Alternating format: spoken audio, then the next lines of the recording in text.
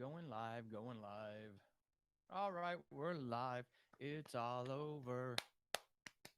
It's all over. Okay, I'm a soccer fan. I really can't stand American sports chants. They're kind of lame when you really think about it. But this isn't about that. This is about celebrating. Why am I celebrating? It is day 18 since I started writing The Pride of Leo, book 5 in the Zodiac series. 18 days ago, I started. 2.5 weeks, roughly. And guess what I did today? That's right. The book is finished. The manuscript. The book won't be finished for months yet, but it is finished. I wrote those two beautiful, glorious words about an hour ago. The end. 124,000 words in 18 days. Today's goal was 5,000. I hit 10,344, and I knew it was going to be one of those kind of days because I was on the penultimate chapter when I started, and I finished that chapter, and I had such a flow going, and I keep, moving forward to stop at that really good point according to Hemingway's advice. And when I got to it, I realized, I've got a scene and a half to write. I'm feeling good. It's still early in the morning. What do you say? Let the momentum take me. The momentum carried me all the way through finishing the manuscript. So it is done. This is why this is significant. This will not be a patron only video, not because I want to punish my patrons, but because I want to um, encourage others. And my patrons are cool people. They understand that. This challenge was to see was to challenge myself to see how quickly I could do it. It also served to be as a live example to people that you can reach your writing goals if you set yourself up for success. A lot of people who fall by the wayside when they try to write a novel do so because they don't put mechanisms in place. They come at writing as if it's as a complete artist. You can't do that. That's not what this is about. You actually have to have structure. You actually have to have discipline. You actually have to be driven and motivated. You have to give up some things. Even if you only care about writing one novel in your entire life, there are things that have to wait. Not everybody's structure is going to be the same. Not everybody's structure is going to be identical. Some people may do some things one way, people others may do it another way. But we can only answer those questions for ourselves, but we have to answer them honestly. I said it on the Horrible Writing podcast all the time. Don't tell me why you can't do something. Tell me how you can, right? How? Don't say why you can't. Tell me how you can. So instead of focusing on the problem, figure out what the specific solution is to that problem. Now, for me, this didn't happen overnight, right? I didn't just knock out a 124,000 word novel in 18 days overnight. This is the first time I've ever done it. I've only ever once in my life had a 10,000 word day until this project. I had three of them this time to include today's writing. I could have had at least a half a dozen more. Seriously, if it wasn't that I for needing to stop to go do personal stuff, to do the podcast stuff that really took a lot of time away because I'm trying to schedule my podcast out so I don't have to constantly hustle to get them done. Right. Otherwise, I could have easily had maybe even 8 or 9 or 10 10,000 word days and actually finished this a few days ago. Who knows? Maybe that'll be a challenge for the future. My point is that none of this just happened overnight. This was an evolutionary process. I used to write whenever I could, right? Who struck, right? Blah blah blah. Right when I had peace and quiet. I learned, and I try to share this advice, as do a lot of authors I know, and people will only hear it when they're ready to hear it. You can't do that. You actually have to set up a specific dedicated time and space to write, to get yourself into that mindset. If you wait for the mindset to come, you're going to get out of it what exactly you put into it, right? Which is that part-time effort, that part-time product. I didn't want a part-time product. I never did. Even when I was a single dad, sole custody of two kids, working in Washington, D.C., having to ship them across the city so they could go to a school that would actually educate them, and all the things I had to do. That's when I started getting up super early to write because it was literally the only time I could. And that's when I knocked out 400,000 words of epic fantasy that will never be seen because it's absolute trash. I had to get that writing out of my system. But the structure was now in place. I realized how productive I could be if I started my days doing the important stuff, getting the writing, getting the words out of the way. And then I had the rest of the day to go do all that other stuff I didn't want to have to do, but I needed to because we had to eat, right? Along the ways, along the way, other things evolved. Not only did my early mornings start earlier and earlier and earlier, I now get up at 4:30 so that I can be downstairs at the computer by 4:45 ish with a coffee already made and all that good stuff, right? But I mean, it's 10 o'clock on the West Coast right now. I've been done for over an hour and I had a 10,000 word day by 9 o'clock in the morning. Some people are just starting their day at 9 o'clock, self elected, starting their day at 9 o'clock. And that's a choice, which is fine. But they can't be the people who also say, I don't have time to write, or I wish I could be that productive. You could be. You just need to go to bed earlier. You need to get up earlier. You need to have that structure. You need to seriously tell people, no, if you're not dying, don't bother me. You need to do these things to be able to be that productive. This isn't just chance. And it's not just because I dictate. This is because there was a structure in place first. Now, somebody asked about how can I pump out a novel of this length this quickly? Is it because dictation, or could I have done that typing? Easy answer, no. I couldn't have done it typing because my hands would be miserable after 3 or 4 thousand words. Never mind consistent days of 7,000 words. Just wouldn't happen without dictation. Everybody can dictate. Yes, there are settings in certain programs. I use Dragon, naturally speaking, that can uh, translate, adapt to dialect, speech patterns, et cetera, et cetera. And you have to train it over time. Again, I've been using Dragon for nearly 2 years now. This didn't just happen overnight.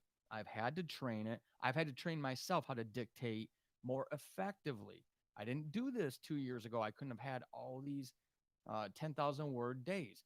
This is over time.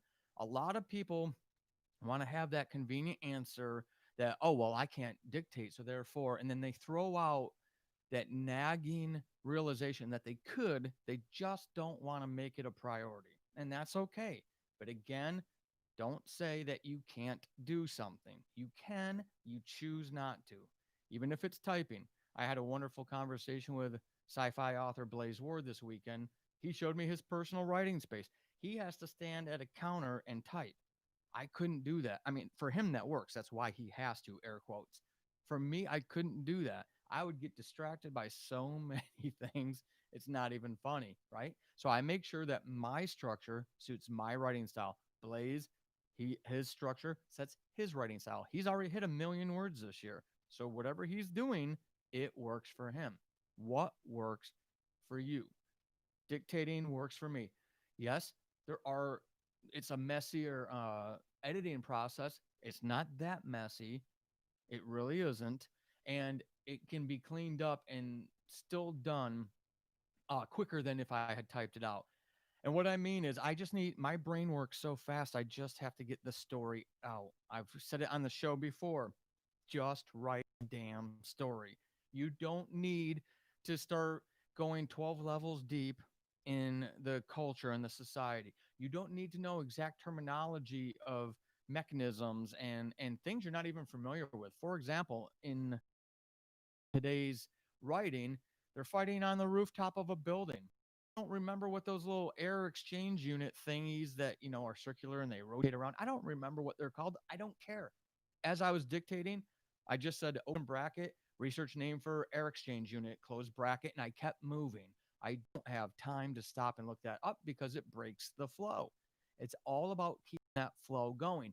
In the editing process, when I have to slow my brain down because I got to think about things instead of just the story, what are the senses? What's Zeke smelling, seeing, hearing, feeling? Is there mist in the air?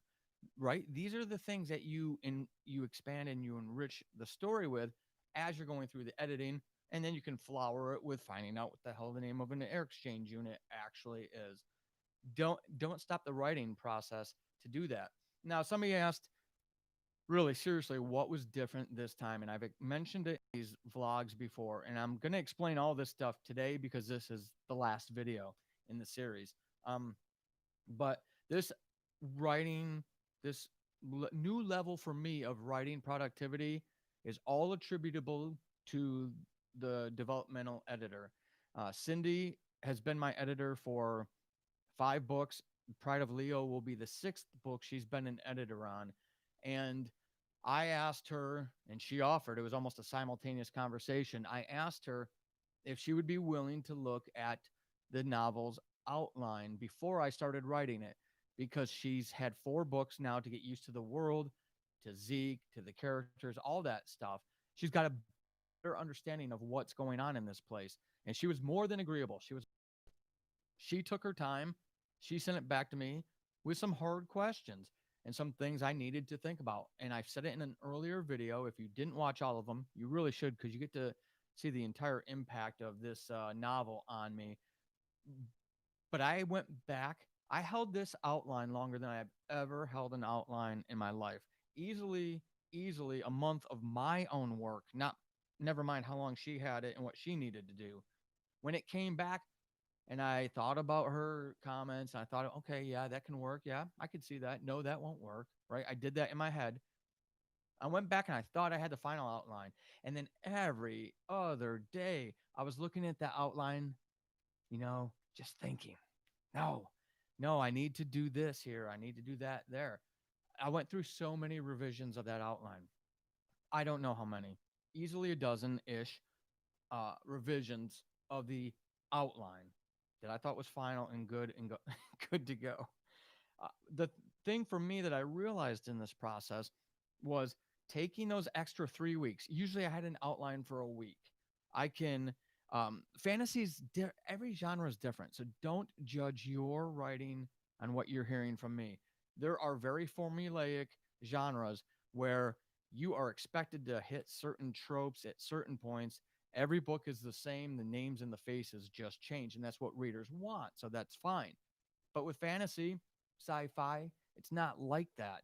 And um, so when I say I had an outline for a week, that was pretty intense for me until I've done this. Now I know, and trust me, it was a struggle at the beginning. I just wanted to get to writing. I just wanted to write the book, but I couldn't without this outline being right. In the past, I would have.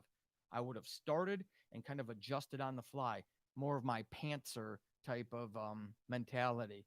This time, I forced myself. No, this is a series. This is something you're taking seriously. I'm going to adjust because the sun's coming up again, or coming through the California smoke. But this is a series. This is serious. Treat it as such. Act like a damn professional, Paul. So I did. And I made myself wait and flushed that outline out completely. Folks, the data doesn't lie. I am all about the analytics. Show me the data. I want data. I don't care what uh, personal opinions are. I don't care what preferences are, because everybody's got a bias. Everybody thinks things, but they don't necessarily have the data to back it up, and then their arguments fall apart. It's the same thing with this. The data does not lie. This book is twice as long as Bitter Aries, and I wrote it in 8 days less. 8 days less, twice as long. That shows you in all things being equal, everything was. I dictated back then. I had this working space back then. I had the same morning structure back then. My goal back then was to write a book per month. I did that. That unlocked the mental blockage that I had that I couldn't do it. So that's really the only variable, right? Was my mindset from starting that book to this. But even so, I didn't write The Horn of Taurus, The Gemini Paradox, or Cancer's Curse. And the last two are over 80,000 words. I didn't write them nearly as quickly as this. This one still beat those by 8, 9, 10 days. It all comes down to having that developmental editor look at that outline first, get her sign off on it, if you will.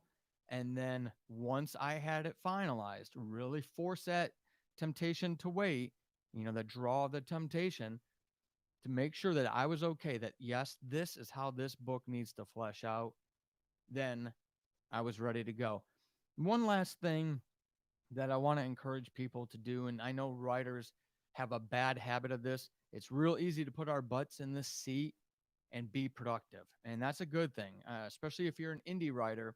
You need a serious back catalog out there to keep that evergreen aspect of your business, right? You want that passive income while you're off doing other things, but you need to have content out there to do that. So we've got to have butts and seats, and that's great. One of the things I made sure I did this time that I didn't necessarily do before, I worked out while writing, literally. I've got my headset right down here and it's hooked to the bottom of my desk. I'm not going to pull it out. And you can't really see, like, my desk ends here. Here's my bookshelf. I don't have a whole lot of space, but I stand right here while I'm dictating. And one of the things I did throughout this experiment was I would plop down and I would do some push ups and then I would do some sit-ups while I'm actually dictating. Man, you want to talk about oxygenating your brain, getting your blood flowing by physically working out.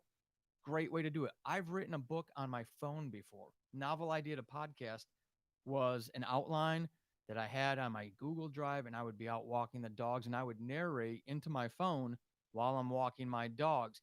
And I popped that thing out very quickly as well. I can only imagine how quickly I would do it now. I got to keep moving that sun. Um, Now all this time later.